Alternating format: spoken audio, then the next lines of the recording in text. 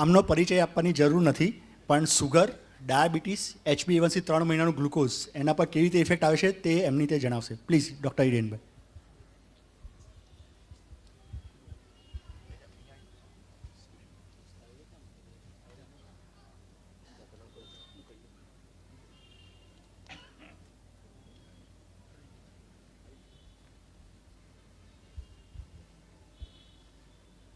જય જિનેન્દ્ર. પૂજ્ય ગુરુ ભગવાન, સંજ્ઞા ટ્રસ્ટી, શ્રાવક અને શ્રાવિકાઓ, જેમ કહ્યું એમ મારો વિષય છે ડાયાબિટીસ. કોઈ પણ વ્યક્તિ છે ને જ્યારે પહેલી વાર રિપોર્ટ કરાવે ને એને શુગર આવે, રિપોર્ટમાં સૌથી પહેલાં તો શોક જ થઈ જાય છે કે ભાઈ આ શુગર ક્યાંથી આવ્યું. એટલે પહેલું તો કોઈ પણ વ્યક્તિ ડિનાયલ મોડમાં જ આવી જાય કે ભાઈ મારે તો કંઈ ખાતો નથી, કશું નથી, અને શુગર ક્યાંથી આવ્યું. એટલે સૌથી પહેલાં પેશન્ટ એમ જ પૂછે કે ભાઈ હવે આને કાઢવું કેવી રીતે. એટલે અમે સાહેબે જેમ કહ્યું એમ કે વજન ઓછું કરવું એ સૌથી પહેલી સલાહ હોય છે, અને સૌથી અઘરામાં અઘરી વસ્તુ એ જ છે. એ કોઈનાથી થતું નથી. તો એને રસ્તો શું કરવાનો? સાહેબ કે આંબીલ એટલા માટે કે એક તો સૌથી પહેલાં તો એમાં પ્રોટીન વસ્તુ વધારે યુઝ કરવાની આવે છે. કાર્બોહાઈડ્રેટ આવે છે કે ઘઉં ને એમાં જે છે પણ એ કોમ્પ્લેક્સ કાર્બોહાઈડ્રેટ છે જે શરીર માટે સારું છે, એકદમ ધીમે પચન થાય છે અને બ્લડમાં બી એનું લેવલ સ્લોલી ઇન્ક્રીઝ થાય છે. એટલે ઇન્સ્યુલિનને બી એકદમ વધારે પડતું સિક્રેટ કરવાની જરૂર નથી પડતી.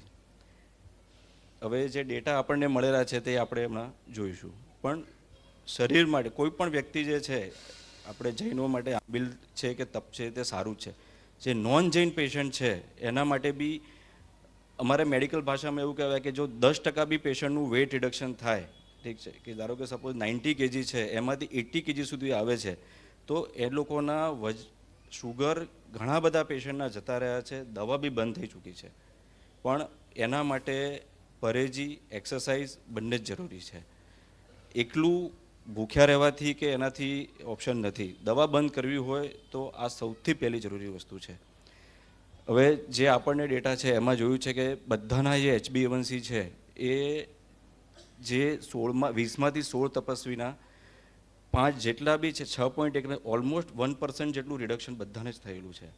એનું રીઝન એક જ છે કે ભાઈ ખોરાક ઓછો થઈ જાય. બીજું કે પ્રોટીન વધારે મળે છે. પ્રોટીન ખોરાકનું ડાયજેશન પછી જે મસલને રિકવરી માટે જરૂરી છે એ મસલ પ્રોટીન અને એમાઇનો એસિડનામાંથી જ આપણને મળે છે, બીજો કોઈ સોર્સ નથી. અને વેજીટેરિયન માટે પ્રોટીન સારામાં સારો સોર્સ છે. નોર્મલી આપણે જે રૂટીન જે આપણે વર્ષોથી ચાલ્યું આવ્યું છે કે સવારે સૌથી પહેલાં આપણે જૈનોમાં મગ જ હોય. જનરલી બધાના ઘરે સવારે ખાખરા અને મગ તો હોય જ છે. મગ એક સારામાં સારો પ્રોટીનનો સોર્સ છે. વેજીટેરિયન માટે દૂધ એ સારામાં સારો સોર્સ છે. આંબીલમાં કઠોળનો ઉપયોગ મેક્સિમમ થાય છે જે પ્રોટીન મળે. એટલે તો વજન ઉતર્યા પછી બી કોઈ પેશન્ટને અશક્તિ ફીલ નથી થતી. કોઈ પણ વ્યક્તિને એવું નથી થતું કે મને એકદમ અશક્તિ થઈ ગઈ. બાકી તમે કોઈ પણ બીજો તપ કરો છો જેમાં ખોરાક એકદમ ઓછો થઈ જાય, જે આપણે સિદ્ધિ તપને બધું કરીએ, એમાં જનરલી 4થી 5મી બારી પછી બધાને એટલું વીકનેસ ફીલ થાય કે મસલ લોસ થાય. જ્યારે આંબીલમાં એવું કોઈ વસ્તુ થતી નથી, કારણ કે પ્રોટીન ઇન્ટેક સારામાં સારું હોય છે એમાં. એટલે આંબીલ ઓવરઓલ હેલ્થ માટે સારામાં સારું જ છે વસ્તુ. ત્રીજી સ્લાઇડ હશે ને? એટલે જેમ કે શુગર કંટ્રોલ માટે એ બીજું કે મસલ પણ છે ને શુગરનો સારામાં સારો યુઝ કરે છે.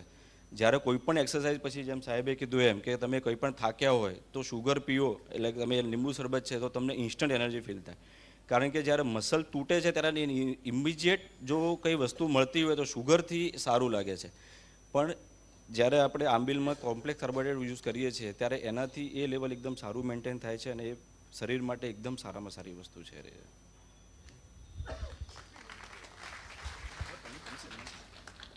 સાહેબનું સન્માન કરવા ખાસ હું વિનંતી કરીશ ટ્રસ્ટીગણને. ના સાહેબ.